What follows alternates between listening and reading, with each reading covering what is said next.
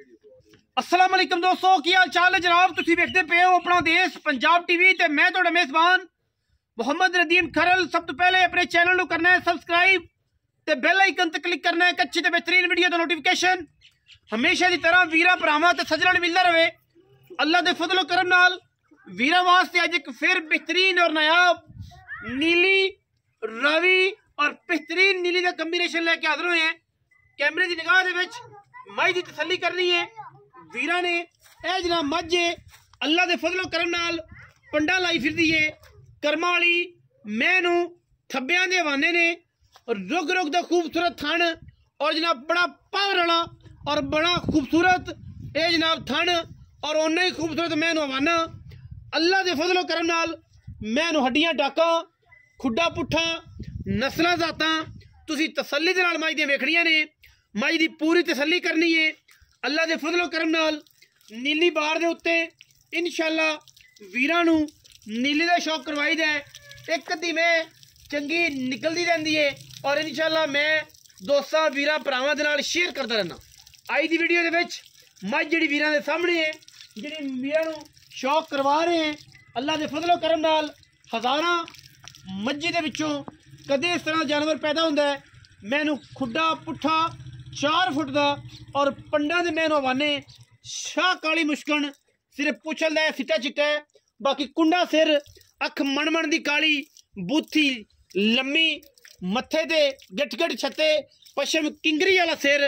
अल्लाह के फजलो करम नाल वलैती माल दी वंडे और वलैती मज्जां अपना देश पंजाब टीवी वीरां नूं शौक करवांदा है। अल्लाह के फजलो करम नाल अज फिर एक नीली दी बेहतरीन और खूबसूरत तरीन जानवर असी वीरां दा शौक करवा रहे हैं और मैं पूरी वलैती है पूरी नस्ली है पूरी खानदानी है।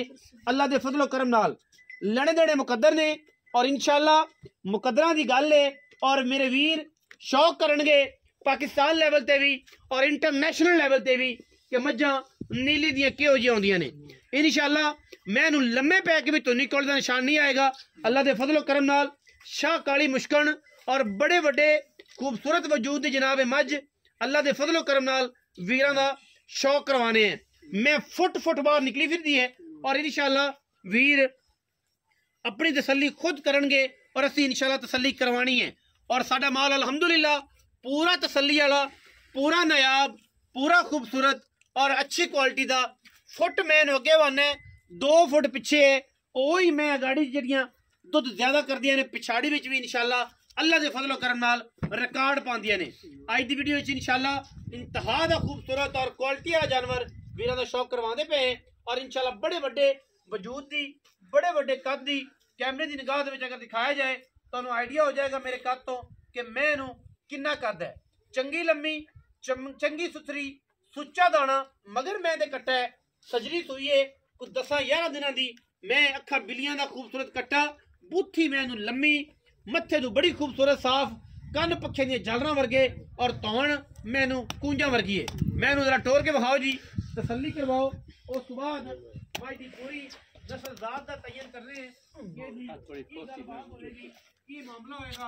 बाकी हमेशा की तरह अपना देश पंजाब टीवी नीली बार दे खूबसूरत और बेहतरीन जानवर वीरां दे नाल शौक करवांदा है। मैं फिजिकली हर एंगल तो इंशाअल्लाह मरले दी खूबसूरत और बेहतरीन वंड उते वीरां दे सामने ये नीली दा आउट क्लास जानवर है और इंशाअल्लाह अज फिर वीरां नूं शौक करवा रहे हैं और इंशाअल्लाह शौक तुसी करना है और असी वीरां नूं शौक करवाना है। इंशाअल्लाह ये जनाब कलेक्शन जिहड़ी है नीली दी है और अल्हम्दुलिल्लाह अल्लाह दे फजलो करम नाल साडी पूरी कोशिश होंदी है कि असी नीली दे खूबसूरत और बेहतरीन जानवरां दी कलेक्शन विखाइए। बंद हो जी मैनू हफ्सा आओगे कि नदीम भाई आओगे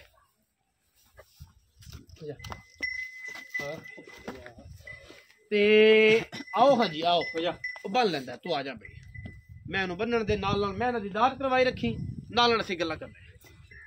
अस्सलाम वालेकुम जी वालेकुम सलाम भजन की हाल चाल ने अल्हम्दुलिल्लाह जी सेहत तबीयत ठीक है शुक्र है खैरियत है बिल्कुल मगली माई ते ना खुलतो तो टोर गति होएगा बस चलो इहदे नसीब है बाकी ए गल जनाब वीरां दे सामने है कि ए मझ भी जनाब चंगी ते सुथरी ते सुच्ची है। अल्लाह दे फजलो करम नाल आप सब दसो कि मैं नीली दी करावी नीली दी है भाई, मैं नीली नीली पक्की गल है। पक्की। कोई बंदा आखे मैं रावी करा से फिर ਅਸੀਂ बैठे हैं ना, बैठे जवाबदार हैं। मैं आना कि मैं कोई 30% नीली रावी क्रॉस है, तू आना प्योर नीली है। यार बाऊ ਅਸੀਂ मतलब बैठे भी नीली च बाहर नीली दी है, बाहर नीली दी है, ठीक है। ते ढोर जानवर ही ਅਸੀਂ ਵੇਖ ਭਾਲ ਕੇ ਲੈਣੇ साफ ਨਹੀਂ, सुथरा। शौक वाला है, शौक वाला, ठीक है। ਐਵੇਂ ਨਹੀਂ हाँ जी, ਇਹ ਸੀ नहीं कि माड़ा ढोर ਤਾਂ ਮਾੜਾ ਹੁੰਦਾ, लेकिन चीज तो सारी चंगी सोहनी होंदी है। ढोर सारे चंगे ने, हर फुल दी अपनी खुशबू होंदी, खुशबू होंदी है। अच्छा हाफसा मैं इलाका नीली दा, मझ नीली दी, सुआ किन्नू सुआ मैं प्योर दूजा जी, प्योर दूजा, प्योर दूजा। अच्छा मैं दे मगर कट्टा किन्ने दिन दी सुई हुई?